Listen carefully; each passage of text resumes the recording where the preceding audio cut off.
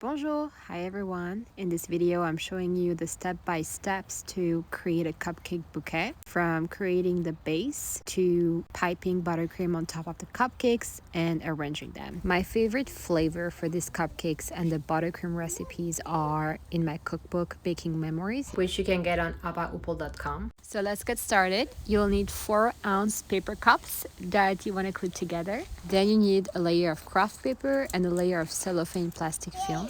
I place the paper cups at the center and something heavy on top so they don't move, while I tape the sides upwards, and I finish with a bow. Then I start piping my buttercream using a petal tip, starting at the very center. I create these horizontal lines and overlap each a little bit.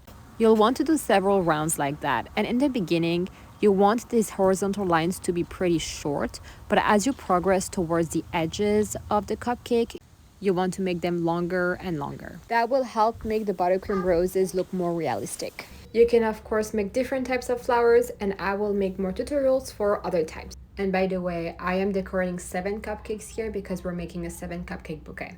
Once you're done decorating, take some green tissue paper, place them at the bottom of each cupcake and insert them gently into the paper cups.